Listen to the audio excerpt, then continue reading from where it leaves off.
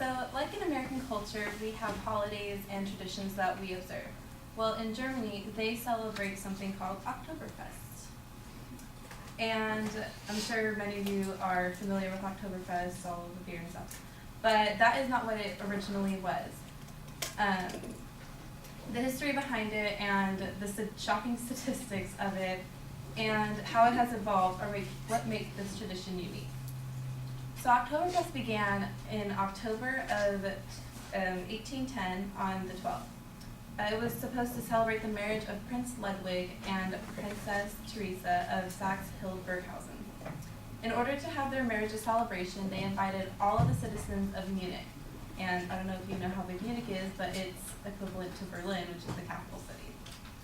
And so they invited everybody, and the people of Oktoberfest, like you guys, think it's all about beer. But it originally started with a horse race. And that was the main event. Everybody would come and watch the horses go. But as Oktoberfest went on, the years passed, they started adding things to it.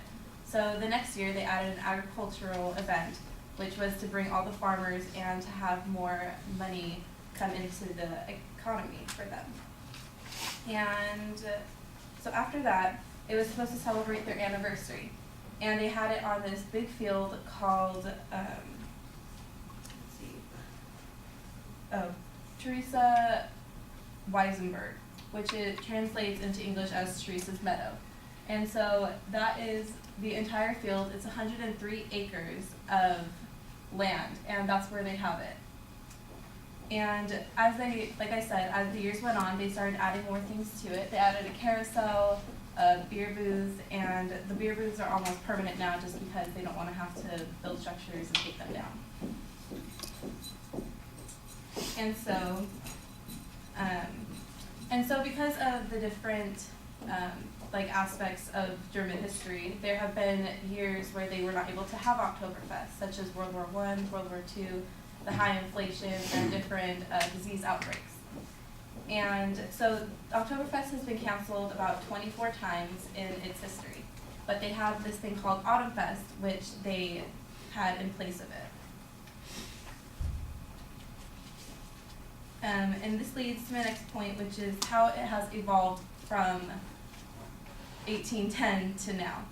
And that's when they added the carousels. They took out the horse race in 1960 because it was just kind of, as you can tell from the last slide, there wasn't a lot of room to have a gigantic horse track along with all the different high demanding things such as beer booths, the carousels. There's this thing called the tree climbing competition where it's the biggest event there possible. And a bunch of guys just climb trees, and that's their competition. That's the most fun that they have.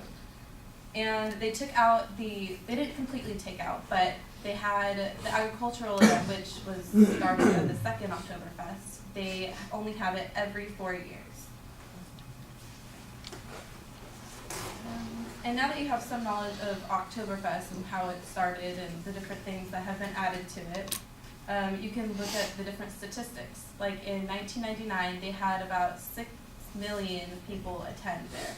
And this is not just the people in Germany anymore. They added a national tradition. So people from the US, people from Canada, Mexico, the rich in South America, they all come to this event. So you can see by here, that's a lot of people. And there's also this picture that shows just how packed it gets in Germany. And this is all on that field that you saw in the beginning. And so according to winnipegpress.com by the Associated Press, this year's Oktoberfest Folk Festival has already attracted an estimated of 3.6 million visitors on Sunday. Sunday is the first day of Oktoberfest, so already 3.5 million people attended.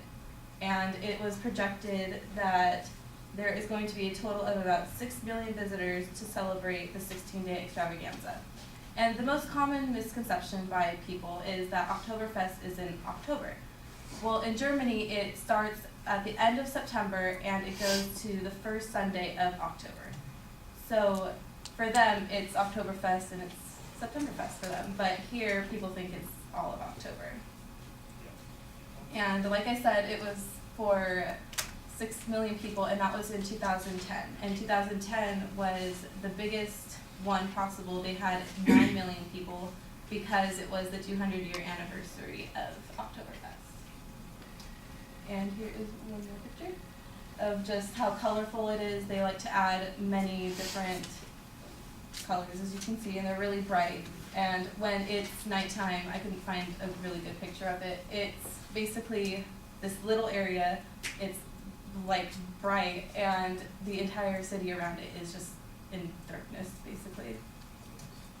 And so, I hope if you plan on going to Oktoberfest, you bring a lot of aspirin, water, and hope you get somewhat of sleep, because you're going to need it after.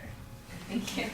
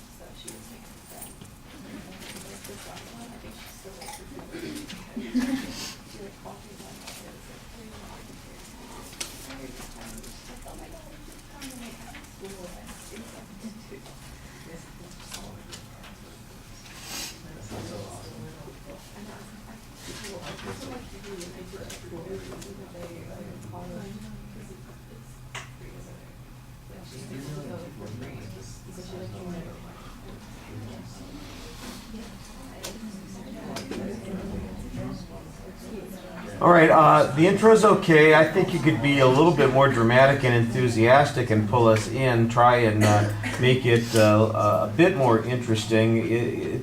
It sounds almost travelogue-ish in the way you're developing it, and you from the beginning say that there's more to it, that there's this long tradition, it's changed dramatically over the years, people have this false conception of what goes on there, and it just seems like there would be a little bit more variety in enthusiasm about some of the things that you're talking about.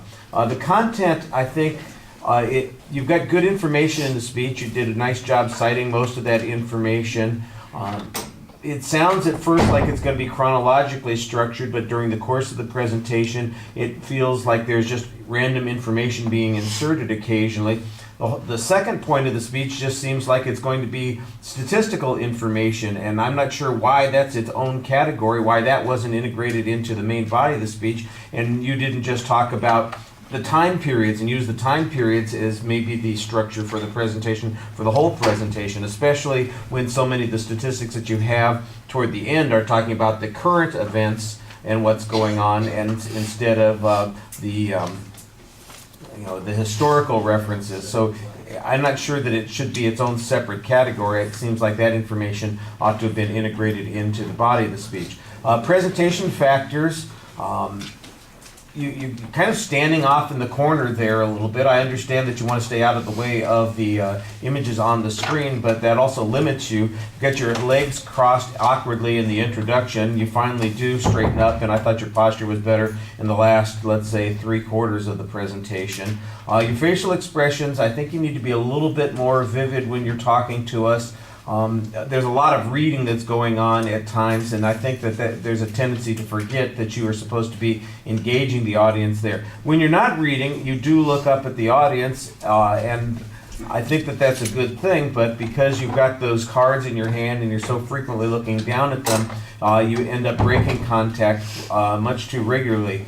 The notes seem to be a little bit of a distraction. They need to be a little bit smaller, less reading, more just bits and pieces of information there.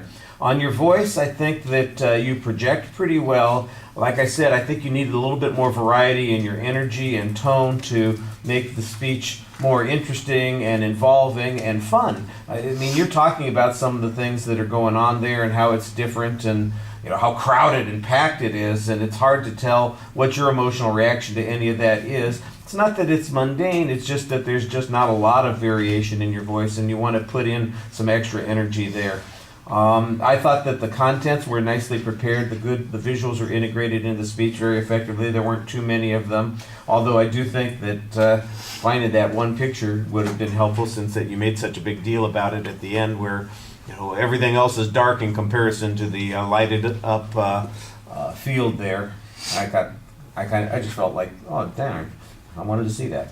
All right, thank you.